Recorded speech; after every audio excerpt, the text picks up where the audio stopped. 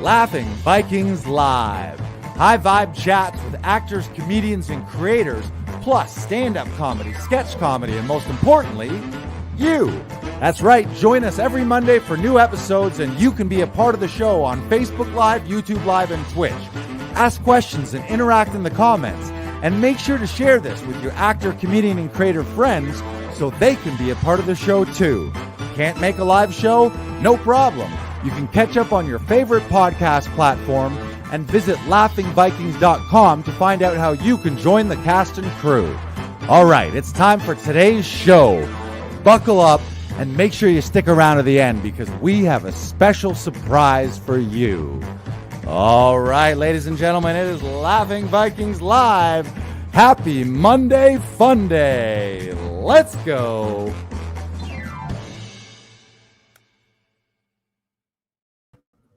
Hey, happy Monday Fun Day. We're back, episode 46, Laughing Vikings Live. I'm here in Comedy Alley. We got the BK Broiler in the studio at Laughing Vikings. How you doing, BK? I'm doing fantastic, Lars. I finally beat you at basketball today. We do a shoot around every couple days, and today was the first time I beat Lars. Yeah, I had repressed that memory. In my head, I am still undefeated. But yeah, you've been honing that shot a little bit. Although I got to say that ball was not perfectly spherical. It had little bumps and bruises in that ball. You're gonna I'm gonna blame the ball. I'm blaming the ball. I'm blaming BK Broiler's special ball that he brings. He knows exactly how it works. I know how it works. I know wasn't quite spherical. I'm gonna go buy another ball actually. So okay. I'll have my ball. You'll have your ball. Yeah. No, it was fun. We played just around the corner here in between sessions when we got a little break. It's good exercise. It's a lot of fun too. It is. And we have that, we have the old school. I don't know if anyone's an old school rap fan. I grew up, I guess in the 80s, early 90s. I was big into rap. Some of my friends were big into it. And so this is an oldie but goodie. Anyone who recognizes this, Curtis Blow has a song called Basketball, and it goes, they're playing basketball. We love that basketball. Basketball is my favorite sport. I like the way they dribble up and down the court. And he just basically goes through every basketball. He's like, alley-oop to the hoop, y'all. It's basketball. Alley-oop. It's great. It's classic. And we just play that on loop and on repeat over and over. It's good times. Oh, good times. The best. Yeah.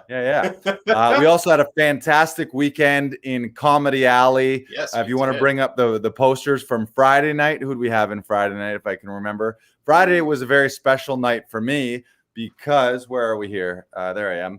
On Friday, my dad, Fred, and stepmom, Lois, and a couple of family friends were in the audience. And it was actually their first live thing post-COVID. So it was kind of cool for them. They live about an hour north of Toronto. So it was one of their first trips to Toronto to see anything. And anyone who's been following along with me and or Laughing Vikings knows last year my dad had some health issues. So it was really great to see him out and about enjoying some comedy. And he got to see Pat Thornton, our special guest today. Zabrina Douglas was part of that show. Monty Scott and Arthur Simeon. That was an amazing show. Lots of fun to have them in the audience. And they all came swagged up. They were all wearing Laughing Vikings t-shirts. So yeah. It was pretty sweet.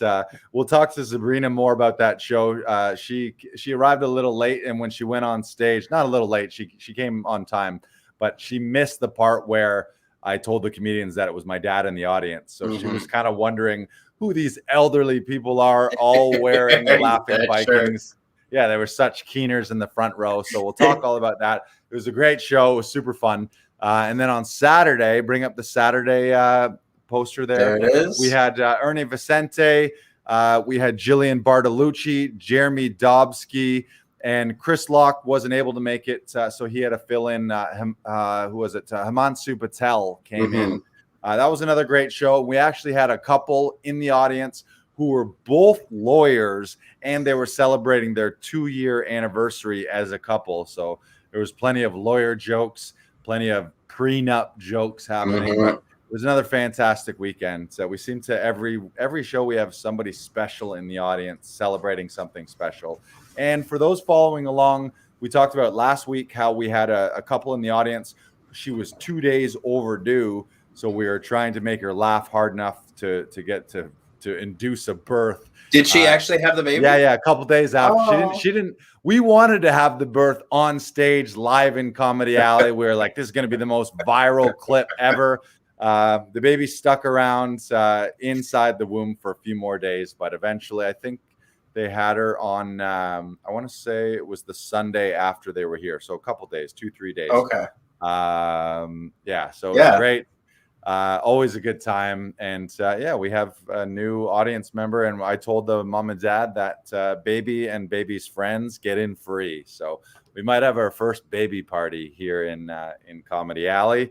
We got Joseph Simon here live saying, what's he say there?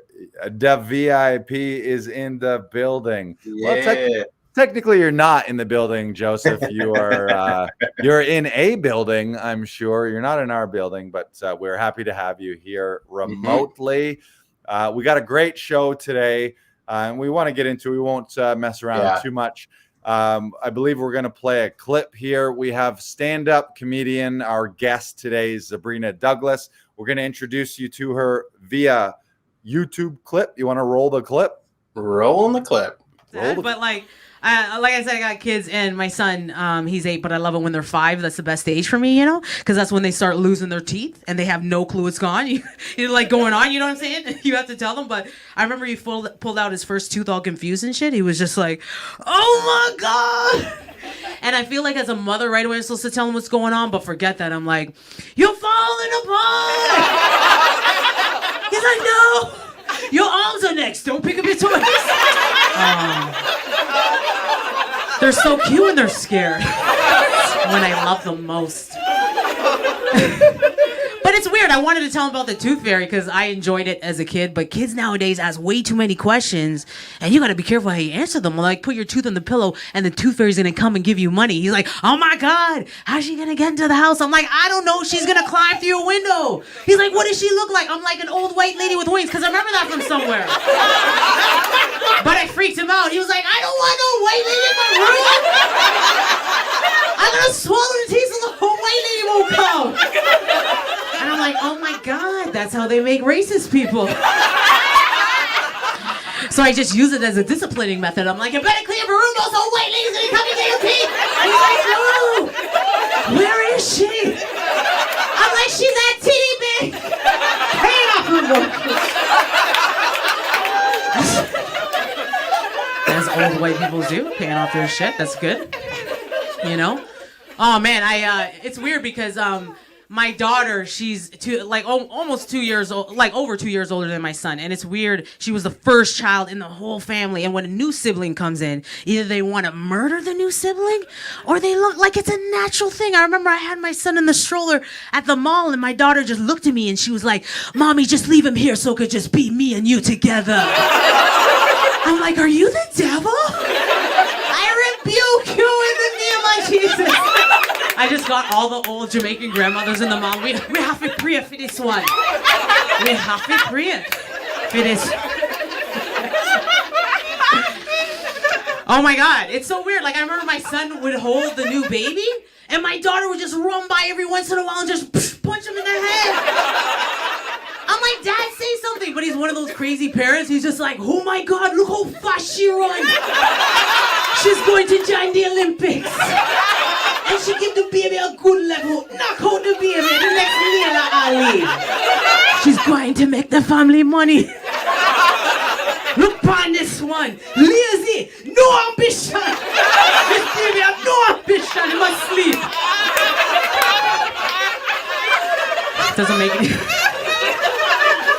Doesn't make any sense.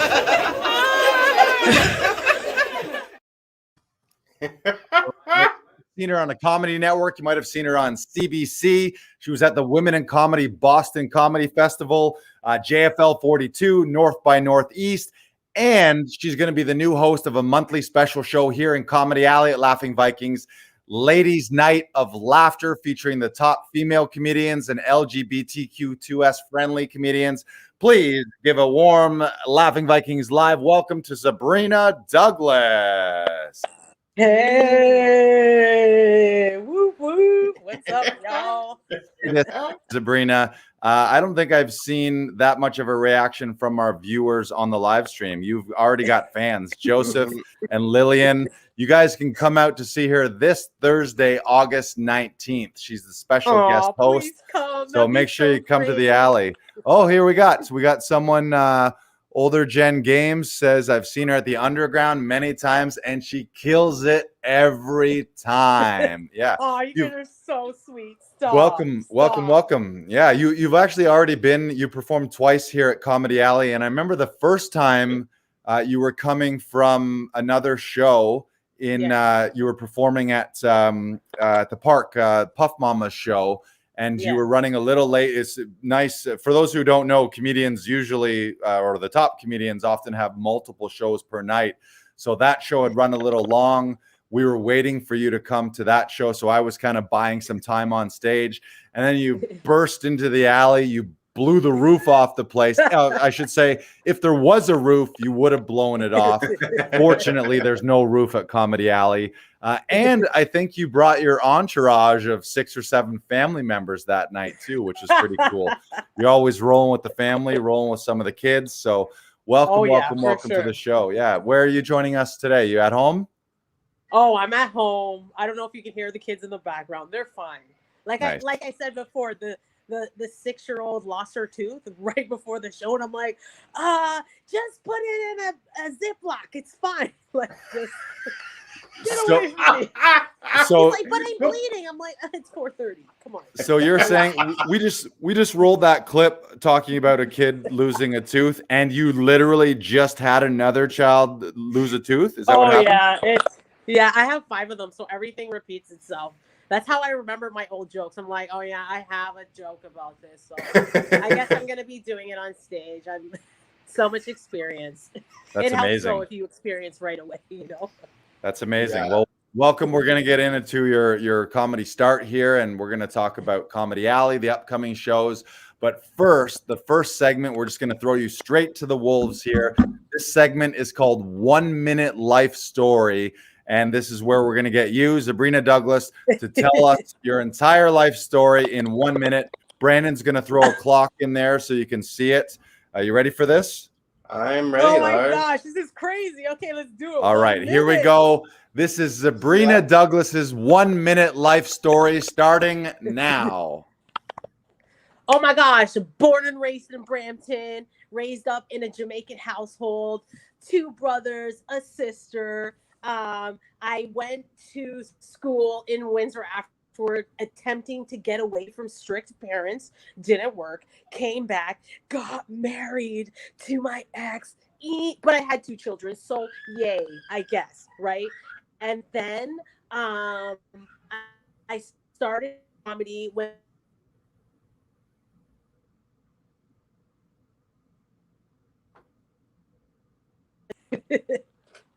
Does that count? That was a phone call. What happened? I'm going to continue. Yeah, there was a phone call, so my phone just totally cut out.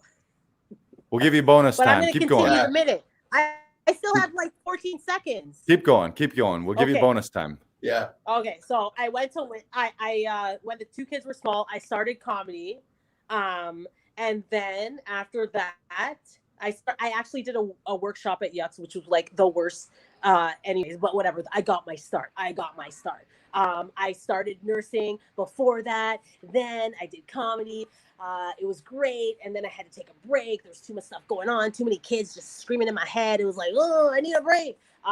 So then now I restarted again, and here I am. Did I do it? Oh, I'm over 24 seconds. I blame it on the phone call. Good enough. No. Yeah, We're you gonna nailed count it. it. We're gonna count it. That was Zabrina Douglas's 1 minute life story. We give her bonus time. Yeah.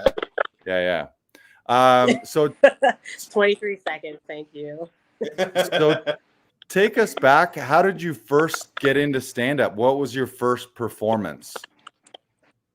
Oh God, my very, very first performance. Like when I first started, I had really bad stage fright. Like it was so bad that I couldn't even speak in front of like a group of like three people. Like I was a nurse at the time.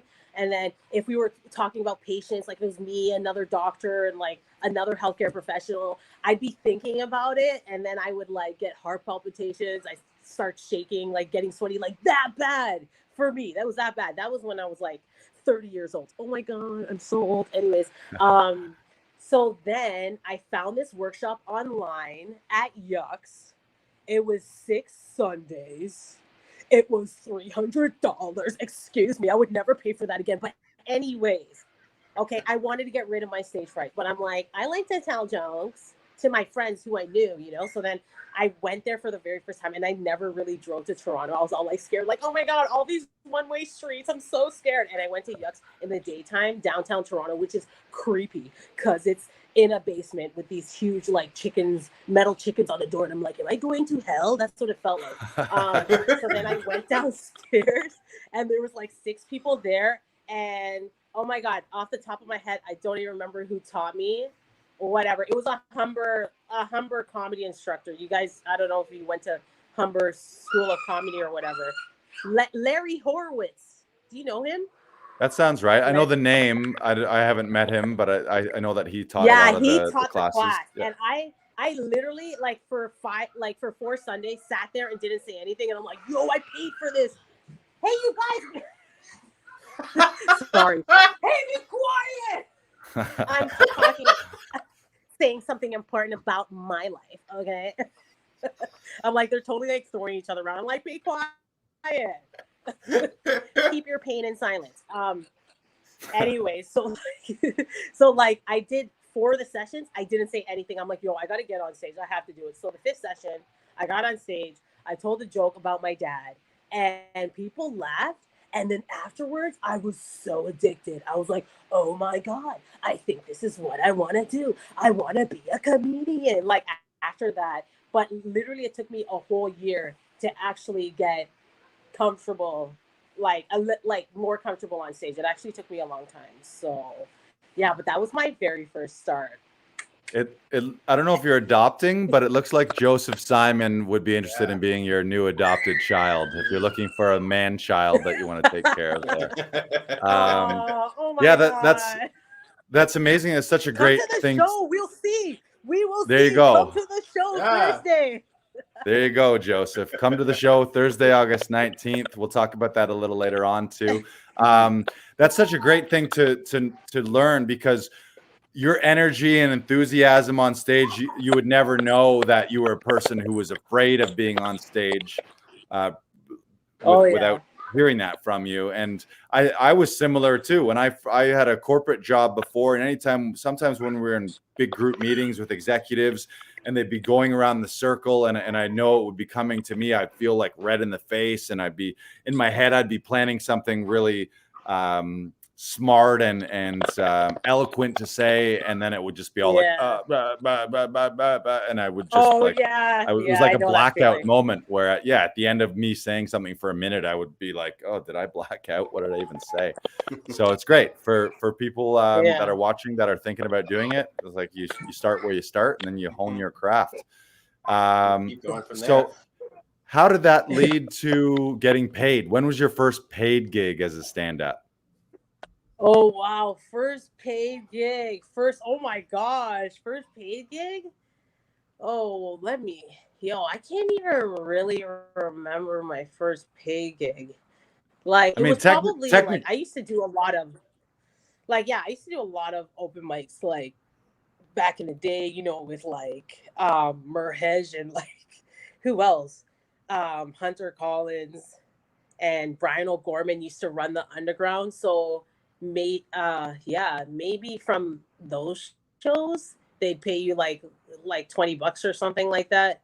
But oh man, for sure a couple years in was my first paid gig. I don't even remember where, but like I used to do a lot of free gigs though. I'm coming to Toronto maybe like 3 times a week, and then back then pre-COVID I could probably do like 3 to 4 shows a night easy.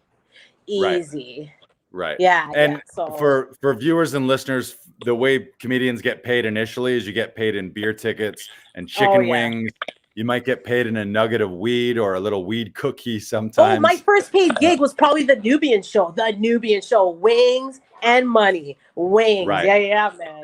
Right. Yeah, And that was my and scariest gig because the Nubian show back then they used to boo comics off stage. right. Yeah. The Nubian show is I think it was a once a month on a Sunday. Kenny Robinson, Yeah. who is comedy legend in Canada.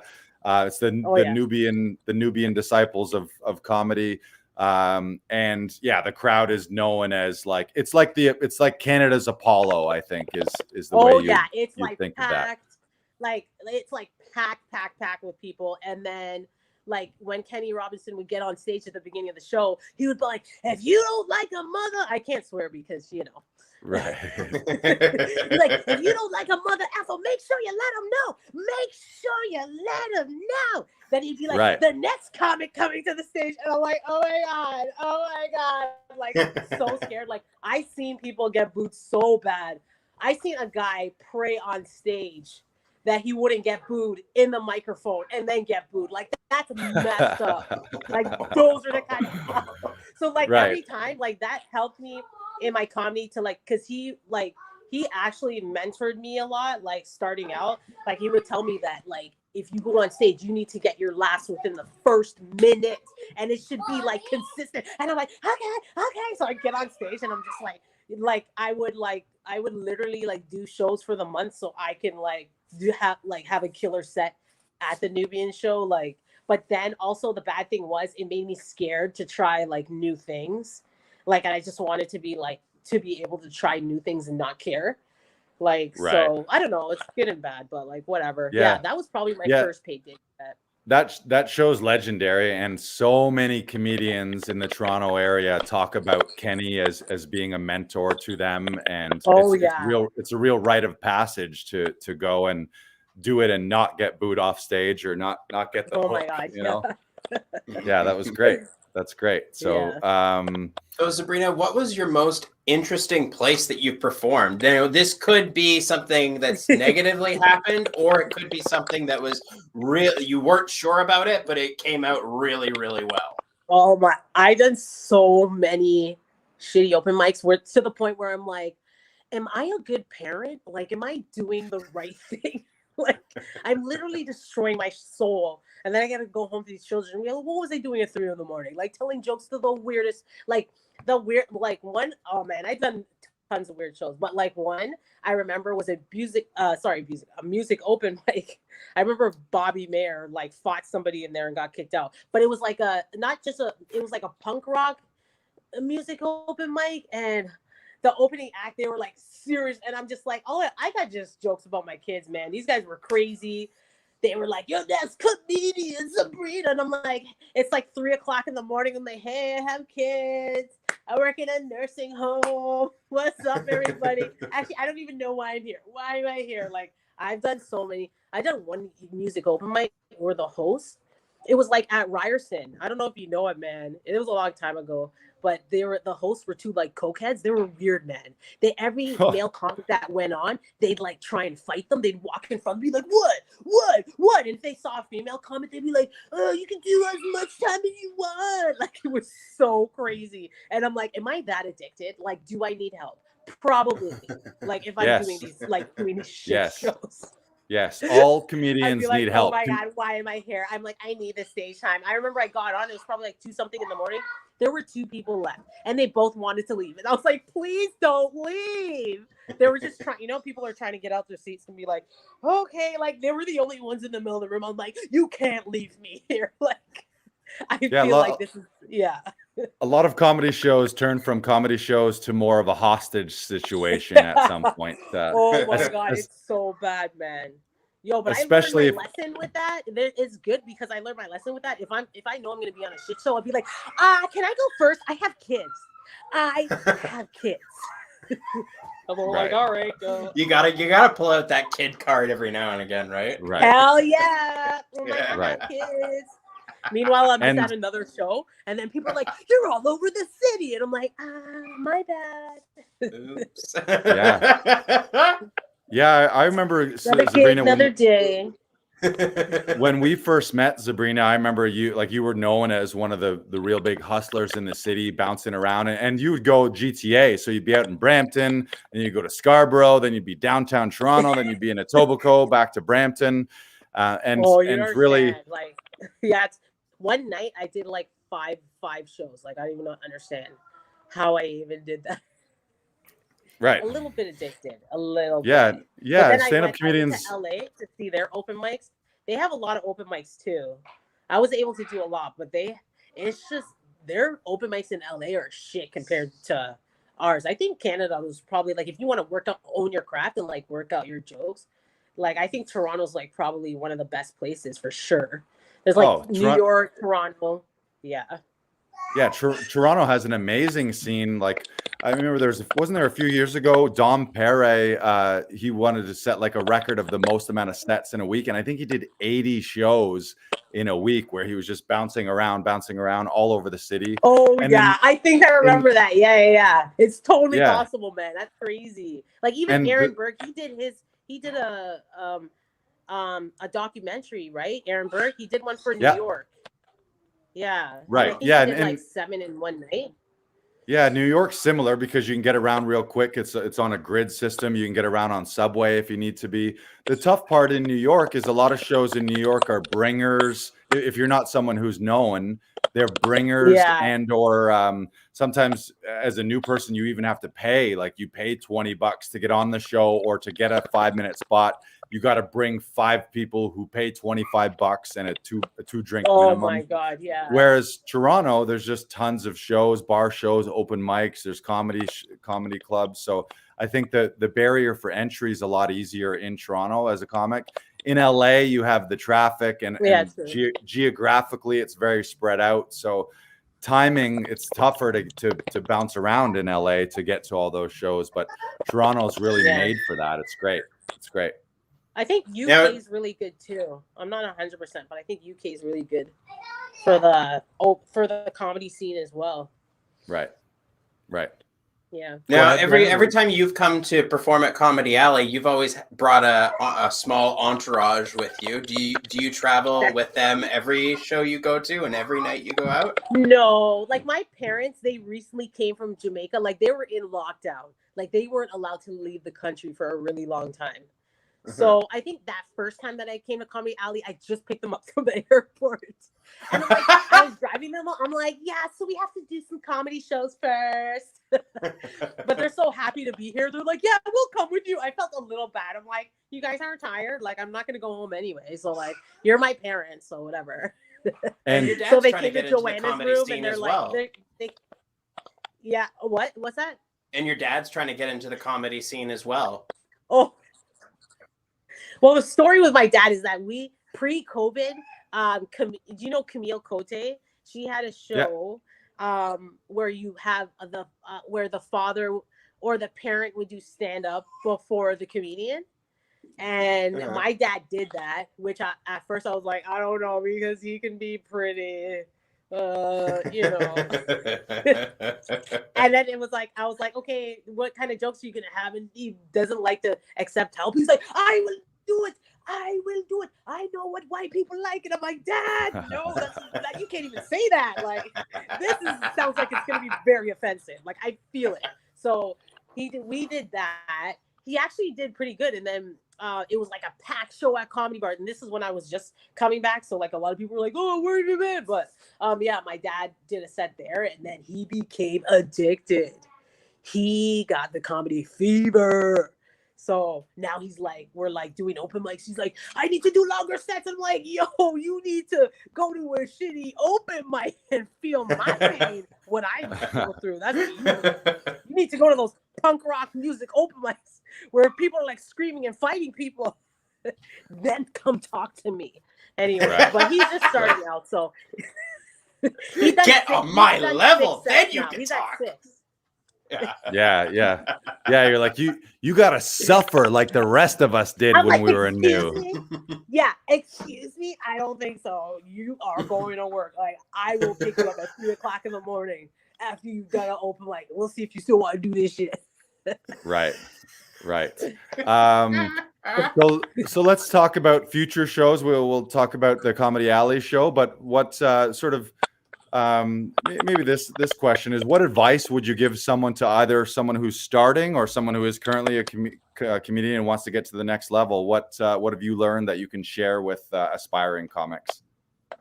I think the most important thing is that even I struggle with this too, but you should just focus on your writing. Like, focus on writing. Opportunities will come. Don't focus on what this person got or what that person got, because it's just distractions. You should just be working on your craft, and then if somebody comes to you and said, "Oh, can you do this gig?" That's great, but you shouldn't focus on getting this gig, or like, why did this person get this, or why did this? But you should just be writing. That's the most important thing, and not get too much, because all of that distractions will get in your head, and then it's like so hard to focus. So that's what I think. Mm-hmm.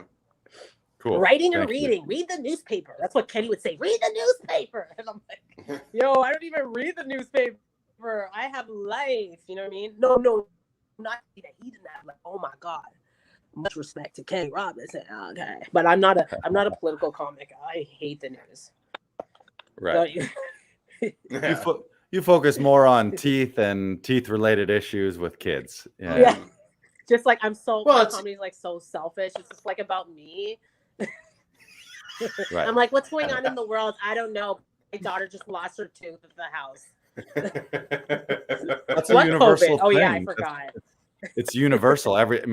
You are either a parent with a kid who's lost a tooth, or you've been a kid who lost a tooth. So it is universal, whereas not everyone's going to relate to a certain political thing happening in the news. So, all right. So we're super excited to have you. You're going to be the first, or actually the second guest host of a show here in Comedy Alley. You want to talk about that show, Ladies' Night of Laughter? Here, we can bring up the poster here. Yes, Ladies' Night of Laughter. I'm excited. Handpicked all these amazing pro comics. Oh my God, Brandon, he is a guy, but he is the best guy that I know that women love and can't have because he's gay. Anyways, but he is so hilarious. He is so hilarious. Keisha Brownie, touring comic. Okay, Angela, love her. You know her. She's from Brampton. So she's not from Brampton. She's from Ajax. But she used to come do Brampton rooms all the time. And then, of course, Hodo's so funny. Yeah, they're all amazing comedians. So I think it'll be a super fun night. And I love the fact that it's women, and it's women of color, and it's like just it has to be diverse. Like, we need more comedy shows that are diverse. Well, we have a lot of comedy shows that are diverse. You know what I'm saying? But I think it helps a lot more. A safe space. You know what I'm saying? Because I used to do a lot of open mics. It was me and 20 white boys. I'm like, I can't do this anymore. You know what I'm saying? How many times do I have to hear about a penis? I don't want it anymore. So I was like, I'm going to start running shows where it's just women on stage and LTV or whatever. All those people. But I'm tired of it. But you guys are fine. Thank you. No, you make a great point. Stand up traditionally has been sort of an old boys club, often an old white boys club. And this day and age, we need to hear new voices. We want to hear diverse voices of different genders and different sexes, and obviously the LGBTQ. It needs to represent what the world is now. It needs to, comedy needs to represent. It shouldn't just be all white males. Like, what is that? I never understood that. I'm like, really? Like, I'll do shows and I'm the only female. I'm the only black female. I felt like they're like, oh no, we need to be diverse. Let's put Zabrina on the show. I'm like, yo, am I a token? Cause okay, I want the spot. But you know what I mean? It's like, yo, give me a break. That's weird. Right. Yeah. And I think in places like Hollywood too, there was a sense of, even when black comedians or Asian comedians or gay comedians would break onto the scene, there was a sense that, like there's only one, like, we got an Asian comedian or we got a black comedian now. So they were just checking boxes instead of like, you want all those represented. And I think the big thing is for the audience members. As an audience member, you just like going to a movie or watching a TV show, want to see yourself on screen. You want to see yourself on stage. You want to see people like you, so you can start to feel a sense of belonging and a sense of representation too. So it's great. Thank you for approaching us. I mean, all of the shows here, I've made a conscious effort to make sure that the posters reflect some diversity, but having a special night. And some people will be like, well, then shouldn't there be a special like white guy night? Well, no, that's every comedy show in history has been a white boy night. I love you that you said that. Oh yeah, it's ridiculous that I mean, exactly. I know guys who say that kind of thing. Yeah. Well, shouldn't there be a white guy night then? There's no white guy night. It's like, yeah, that's been comedy for the last 50 years. Yeah, so, enough. No, I'm really excited to have that show. So again, it's this coming Thursday. If you're watching live, Thursday, August 19th. If you're listening to this and the date is passed, it's going to be a regular monthly show. So just make sure to follow Laughing Vikings on Instagram. And yeah, we're going to do them. We're going to do them on a monthly basis. So we're pumped. You're great energy to have that. And I know you're very well connected amongst the female comedian groups in Toronto here. So I'm sure the guest comics that we have are going to be fire every single week. So it's great. It's great. All right. So I know you got to leave here. You got to get to work at some point. Maybe you got to collect some teeth off the floor at your house. Clean up some blood, whatever.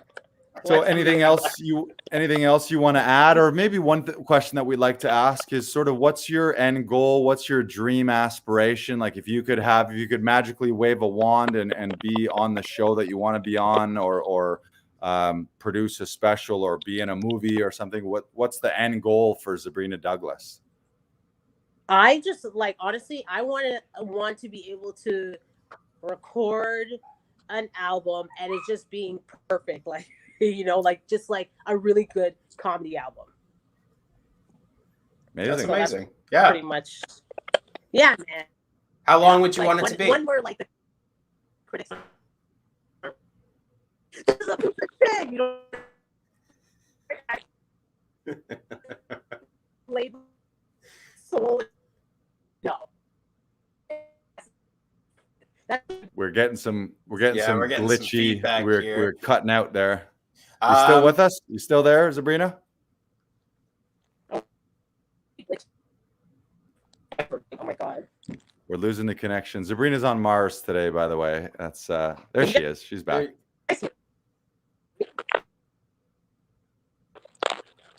Are we losing her? Yeah, I think we might be losing her. Well, if we lost her, I think we covered all the good stuff anyways. Yeah. So Lillian has a comment saying, "Have fun, you will kill it." I know you will. I've seen you perform, I believe, 3 times at Comedy Alley now, and every time I love watching you perform, Sabrina. Oh, we hear you now. We hear you now. That's okay. We can close it out. I know you got to take off. Yeah, you got to take off soon anyway. Everybody say goodbye to Zabrina Douglas and make sure to come out this Thursday, 9 p.m. Doors open at 8:30. Okay, I see one of you. Everyone. There you go. That's all good. Is it my fault that we're cutting out? Who knows? We never really know, but no fault needed. Okay. We got what we need. We already had a great combo. So, go to laughingvikings.com/comedy alley for tickets, or you can hit up our link in bio on Instagram. It was great having you today, Zabrina, and we'll see you on Thursday. Enjoy work tonight, and good luck with the kids and their teeth.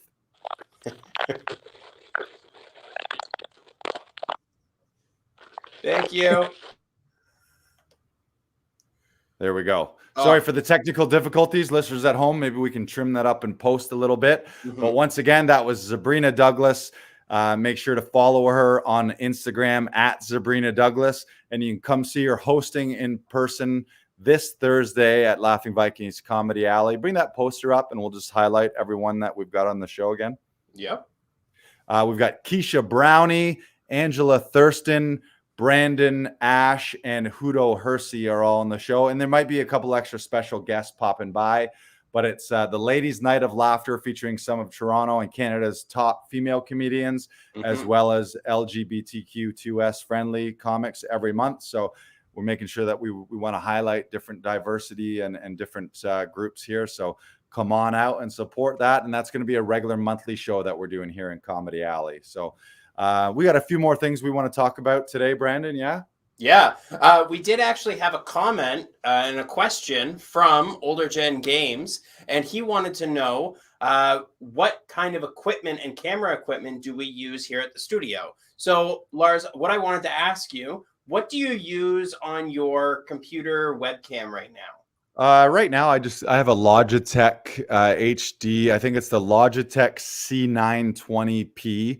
If that means anything. It's really nothing fancy. It's a Logitech webcam that attaches to my laptop. It shoots in 1080. But again, it's like, I think that was $130 on Amazon. In the studio here, we use a Panasonic Handycam for our self tapes. And honestly, like, I could use my Samsung. The camera on my Samsung phone is actually better than my webcam. And it's better than the camera that we use in studio here. They're amazing. So if you have a newer iPhone or a newer smartphone, the camera in that is incredible. So really, for most people, I find a lot of people, depending on what projects they're looking at, whether it's a podcast or whether they're looking at starting a YouTube video, often people allow the tech side of things to hold them back. Like, they'll spend 6 months trying to figure out what microphone to buy or what camera to buy. My advice to those people is, if you want to do some research, do some quick research, but don't do more than an afternoon of research. Buy one, get it, and you can always upgrade, you can always change. But really, it's not the tech that makes the difference. It's going to be the messaging and the entertaining value. Either you're educating people, or you're inspiring them, or you're motivating them.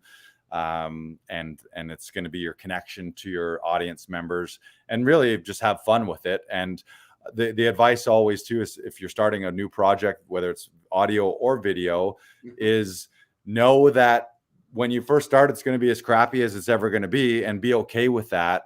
One of my coaches, Brendan Burchard, he talks about perfectionism, and people often think, they'll use that excuse. They'll say, oh, I'm a perfectionist, I want to make things perfect. Well, you're not a perfectionist if you're not putting anything out there, because how you perfect something is you test it, put it out there, then you adjust, then you improve, then you level up. So if you're the type of person that's holding back, trying to perfect the tech and get the right stuff, you're really not perfecting anything. You're just procrastinating and you're just waiting. So just get it out there. If you're wondering about where to find things, just Google or YouTube tutorials on different cameras, but make that decision quick. I've seen it. I did it myself, and it's the common thing. Like, so, I want to start a podcast. I don't know what mic to buy. I don't know what camera to buy. Honestly, just get any camera, any lights, any mic, and start, and then adjust and improve later on is the best advice I can give to you. But thank you for that question. And so I think we'll close out today's show with a quote of the week. So I have a quote for you. And I wish Zabrina was here to hear this, but it's okay. We'll send it to her. Zabrina, we'll send you this clip. Yes. No matter where you are in life, inspire and empower the women around you. Success is never reached alone, and wisdom and wealth are sweeter shared. I love that. Yeah. I mean, it's great. And I think globally, if you look at countries that have women leaders, I mean, women they have that maternal sense. They're better caregivers. I think women often think more about everyone, whereas guys can get very selfish, or male leaders of countries can be very narrow focused on getting what they want, where I feel that maternal instinct is really like, let's make sure everyone is taken care of, and let's make sure kids are taken care of, and underprivileged people are taken care of, where I feel like maybe the male sensibility doesn't quite have that. We're maybe a little more driven to and have more maybe pride or whatever it is. I don't know psychologically what it is, but I feel like the world would be a better place if every country's leaders. I feel like there'd certainly be less wars if females were the president of places. So and I know my brother always reminds me of this sometimes. Pride is a sin. Pride is one of the 7 deadly sins. Now, I don't really subscribe to religion at all, but I do believe in some forms of fate, and that things happen for a reason. And I believe that we are going into an age where we need to empower the people around us, and we need to be more open-minded as to who runs things. And I think we should be open to a different form of government and open to a different form of changing how we're doing things and changing the system that's in place right now, so that it's maybe more effective for what's going on. Because the system, or the government system, was created, I believe, back in the early 1900s, in Canada at least. And so we have to adapt and change what's going on, because if we keep doing the same thing over and over and over again, eventually something's going to break. Something's going to crack in the foundation. For sure. And globally, I think one of the main indicators of sort of how a society does is how its women, especially young women, young girls, are treated. What rights do they have? What is their healthcare like? Do they have access to healthcare? Do they have access to education? And if you look at countries where young women are either tortured or raped or don't have rights or can't own property or aren't able to go to school, and like there's some countries where if a young female is able to read, then they're stoned or punished or whatever, which is obviously terrible. But I think the more we raise the bar for females across the board, and the more we get closer to some kind of 50-50 equality, or at least having access to the same services and the same rights. And well, because and it's not about equality anymore. It's about equity, right? It's about determining who needs the most help and then helping them, and making sure that the people that are oppressed are not or limited in that. And giving people equal opportunities. A female should get the same opportunities a male does. They should, if they're doing the same job, they should be getting paid the same. Yes. And it shouldn't be an issue for female comedians shouldn't feel like their voices are being heard because all the spots on stages are going to white males. Same as with LGBTQ and marginalized races or cultures who maybe haven't seen that prominent voice on stage. So I think the more we get to that, the better the world's going to be, so that we can all get along and we all feel like we're given equal opportunities on earth. And Zabrina talked about this a little bit, and they shouldn't be tokenized. It shouldn't be that there's one woman, we have this one woman, or we have this one black man, or we have this one black woman, or whatever. It can't be like that. It needs to be open. Anybody should be able to join and should be able to participate. Right. Yeah. Right. Yeah. Well, we're continually working to do that here at Laughing Vikings, on stage and in the studio, making sure that we've got a community that is representative, and making sure that our acts on stage are multiple voices. So you come out this Thursday, August 19th. Doors open 8:30. Showtime is 9. You can check out Zabrina Douglas and a bunch of fantastic female and LGBTQ2S friendly comedians. And we also have our regular shows Friday and Saturday. So this week you got Thursday, Friday, Saturday, 9 p.m.